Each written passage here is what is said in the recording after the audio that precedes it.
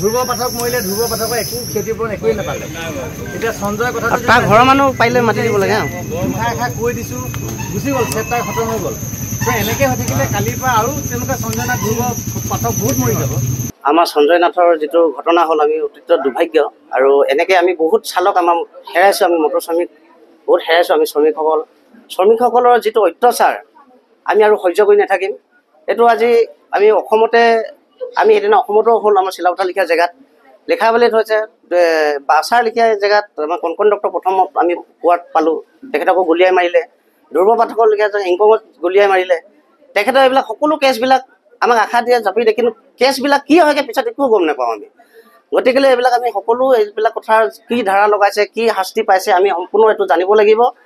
আৰু 3 দিনৰ সময় যিটো আমি বান্ধি দিছোঁ মটৰ শ্ৰমিক, আমি সকলো চালক সন্থাই এই অৰ্থনৈতিক বন্ধটো আমি সিদ্ধান্ত কৰি ল'লোঁ যে আমি গাড়ী নচলাই হাজিৰা কৰি হ'লেও খাবলৈ পাৰিম। আমি কোনো অৰুণাচলত গাড়ী যাবলৈ নিদিওঁ। এইটো 3খন গেট, যিটো আমাৰ বান্দৰদোৱা গেট, গহপুৰ গেট আৰু আমাৰ লিখাবালি গেট, পাছিঘাট গেট, এইকেইটা ৰাস্তাইদি কোনো গাড়ী অহা যোৱা কৰিবলৈ দিয়া নহ'ব। এইটো স্পষ্ট। বাৰে বাৰে অসমৰ পৰা সামগ্ৰী কঢ়োৱা বা অৰুণাচলৰ কাৰণে যিসমূহ যাৱতীয় বস্তু নিয়া বা অন্যান্য তেওঁলোকৰ কামত নিয়োজিত অসমৰ লোকসকলক বা আমাৰ নামনিৰ পৰা যোৱা লোকসকলক তেওঁলোকে বিভিন্ন সময়ত বিভিন্ন অত্যাচাৰ কৰি আহিছে। বিগত সময়ত আমাৰ ইয়াৰ পৰা সামগ্ৰী কঢ়িয়াই নিয়া ধ্ৰুৱ পাঠক নামৰ এজন ড্ৰাইভাৰক তেওঁলোকে ব্যক্তিয়ে গুলীয়াই হত্যা কৰিছিল। তাৰ পাছতো তেওঁলোকৰ কোনো প্ৰতিক্ৰিয়া আমি দেখিবলৈ নাপালোঁ। তেওঁলোকে যি চুক্তি কৰিছিলে সেই চুক্তি ইতিমধ্যে সম্পূৰ্ণ ধোঁৱাচাঙত উঠিলে। তাৰপিছতো বহু তেনেকুৱা ধৰণৰ ঘটনা ইতিমধ্যে ঘটি আছে। বহু আমাৰ ইয়াৰ লোকসকলক তাত হাৰাশাস্তি প্ৰদান কৰি আহিছে। আৰু শেহতীয়াভাৱে সঞ্জয় নাথক যোৱা 22 তাৰিখে কিডনেপ কৰি তেওঁক অমানসিক অত্যাচাৰ কৰি তেওঁক হত্যা কৰিলে আৰু হত্যা কৰি বোকাত বা বালিত পুতি থৈছিলে। অসম আৰু অৰুণাচলৰ আৰক্ষীয়ে ইতিমধ্যে তেওঁক উদ্ধাৰ কৰি তেখেতৰ ডেড বডি ইতিমধ্যে ঘৰত চমজাইছে আৰু তেওঁলোকৰ লগত জড়িত দোষীসকলক ইতিমধ্যে কাৰায়ত্ব কৰিছে।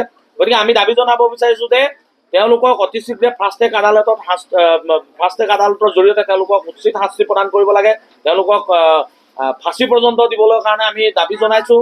লগতে এই পৰিয়ালটোক তেওঁলোকৰ ক্ষতিপূৰণ দি উচিত তেওঁলোকক নিৰাপত্তা সুনিশ্চিত কৰিব লাগিব। আৰু অনাগত দিনত যাতে অসমৰ পৰা যোৱা অৰুণাচললৈ যোৱা কোনো ব্যক্তিকে হাৰাশাস্তি নকৰে তাৰ এটা প্ৰতিশ্ৰুতি বা এই দায়িত্ব অৰুণাচল চৰকাৰে বহন কৰিব লাগিব। এইটো যদি তেওঁলোকে দায়িত্ব নলয় তেতিয়াহ'লে অনাগত 3 দিনৰ পিছৰ পৰা আমি অৰ্থনৈতিক অৱৰোধ কৰিবলৈ আমি বাধ্য থাকিম। সেইটোকে আমি পুনৰবাৰ কৈছোঁ, তেওঁলোকে যদি এইটো দায়িত্ব বহন নকৰে তেতিয়াহ'লে আমি 3 দিনৰ সময় দিছোঁ। 3 দিনৰ পিছত যদি তেওঁলোকে কোনো ব্যৱস্থা গ্ৰহণ নকৰে তেতিয়াহ'লে অৰুণাচললৈ যোৱা আমাৰ সামগ্ৰীসমূহ বন্ধ কৰিম, অৰ্থনৈতিক অৱৰোধ কৰিবলৈ আমি বাধ্য হ'ম। কঠোৰ পৰা কঠোৰ শাস্তি দি পিনি তেখেতক হত্যা কৰি মাটিত পুতি থোৱা অৱস্থাত আমাৰ অৰুণাচল প্ৰশাসনৰ লগত আমাৰ অসম প্ৰশাসনৰ সহযোগত আমি উদ্ধাৰ কৰিবলৈ সক্ষম হৈছোঁ। যোৱাকালি আমি ডেড বডিটো আনিছোঁ। এতিয়া কথা হ'ল কি, তেখেতক যেতিয়া ইমান নিৰ্মমভাৱে তেখেতক হত্যা কৰিলে, আমাৰ চিলাপথাৰ আৰু মাধুৰী পথাৰৰ যিমানখিনি পৰিবহণ বিভাগৰ আমাৰ সন্থা আছে, বিশেষকৈ আমাৰ মটৰ ইউনিয়নৰ আমাৰ আছে, গোটেইখিনি আছে। আমি সকলোৱে এটা প্ৰস্তুত কৰিছিলোঁ। আমি এটা দাবী সম্বলিত আমি দাবী লৈছোঁ যে সঞ্জয় নাথৰ যি হত্যাকাণ্ড সংঘটিত হ'ল, সেই হত্যাকাণ্ডত 2খন ৰাজ্যই প্ৰয়াত সঞ্জয় নাথক উপযুক্ত ক্ষতিপূৰণ আদায় কৰিব লাগিব বুলি দিছোঁ। যিহেতু তেখেত অৰুণাচল প্ৰদেশলৈ তেখেতে সামগ্ৰী কঢ়িয়াই নিয়া অৰুণাচল প্ৰদেশত ছ'চিয়েল ছাৰ্ভিচ কৰিছিলে তেখেতলোকে। তাৰ পাছতে এতিয়া কথাটো হৈ গ'ল কি, আপোনাৰ সঞ্জয় নাথৰ যিগৰাকী পৰিবাৰ, তেখেতৰ নাম প্ৰিয়ংকা নাথ, তেখেতৰ যিটো পৰিয়াল, সেই পৰিয়ালটোক এতিয়া চলাব পৰাকৈ বিশেষ তেনেকৈ ব্যৱস্থা নাই আমাৰ হাতত এতিয়া। গতিকে আমি অৰুণাচল আৰু অসম প্ৰশাসনক আমি দাবী জনাইছোঁ যে প্ৰথম পৰ্যায়ত আমাৰ এই ভুক্তভোগী পৰিয়ালটোক 2খন গভমেণ্টে এককালীনভাৱে ক্ষতিপূৰণ দিব লাগিব। আৰু দ্বিতীয় পৰ্যায়ত অসম গভমেণ্টে হওক অৰুণাচল গভমেণ্টেই হওক তেখেতক স্থায়ী হিচাপে নিযুক্তি দিব লাগিব, এয়া আমাৰ দাবী।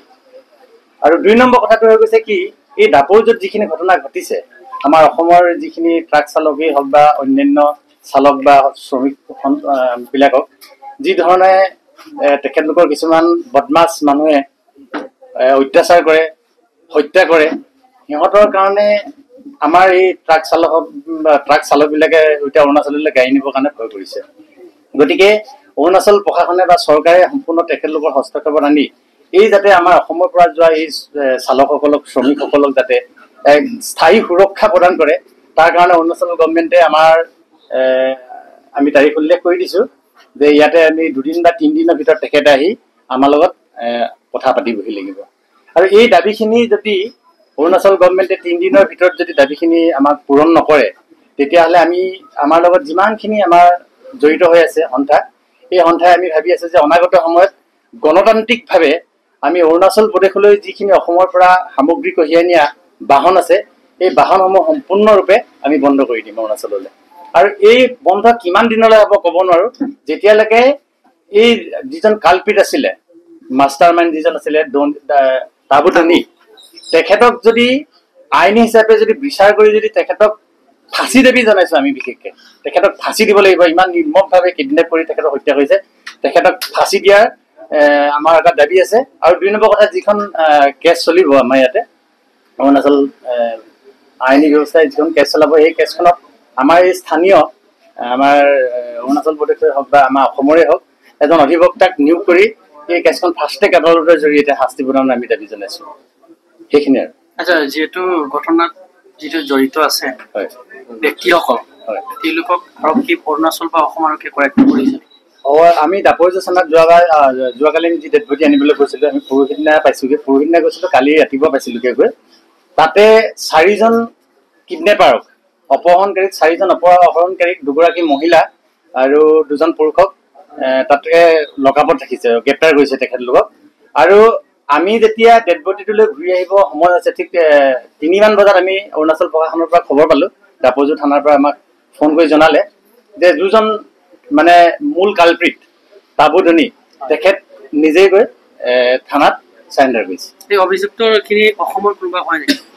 কি ক'লে? যিসকলক গ্ৰেপ্তাৰ কৰিছে তেওঁলোক অসমৰ হয় নে অৰুণাচল? তেখেতলোক আমাৰ অসমৰো আছে, আমাৰ অসমৰো কেইজনমান তাত জড়িত হৈ আছে। এইটো আমি বিশেষ সূত্ৰৰ পৰা আমি গম পাইছোঁ যে যিজন তাবু ধনী যিজন হত্যাকাৰী তেখেতৰ ঘৰত তেওঁলোক কৰ্মৰত আছিলে বুলি শুনি পাইছোঁ। আৰু তেখেতৰ ঘৰত কৰ্মৰত থকা কাৰণে তেখেতলোকক ইউজ কৰালে। সঞ্জয় নাথে আজি 2 বছৰ পূৰ্বে তেখেতলোকৰ ঘৰৰ এজন ড্ৰাইভাৰ মানে চালক হিচাপে তেখেতলোকৰ ঘৰত কাম কৰিছিলে তাবু ধনীৰ ঘৰত। আৰু তেতিয়া কি হৈ গৈছিলে তেখেতলোকৰ ঘৰতে গাড়ীত মানে তেখেতলোকৰ গাড়ী চলাই থাকোঁতে এটা এক্সিডেণ্ট হৈছিলে। আৰু সেই এক্সিডেণ্টটোৰ যিটো ক্ষতিপূৰণ দিবলগীয়া হৈছিলে সেই ক্ষতিপূৰণটো তেতিয়াৰ 2 বছৰ আগৰ সঞ্জয়ৰ মালিক এই হত্যাকাৰী তাবু ধনীয়ে মানে 3 লাখ টকা এটা ক্ষতিপূৰণ দি দিছিলে তেখেতলোকক। আৰু তেওঁলোকে এটা এগ্ৰিমেণ্ট কৰিছিলে যে এই 3 লাখ টকাটো সঞ্জয় নাথে তেওঁলোকৰ ঘৰত কাম কৰি বা গাড়ী চলাই তেওঁ দৰমহাৰ পৰা কৰ্তন কৰি মাৰিব বুলি কৈছিলে।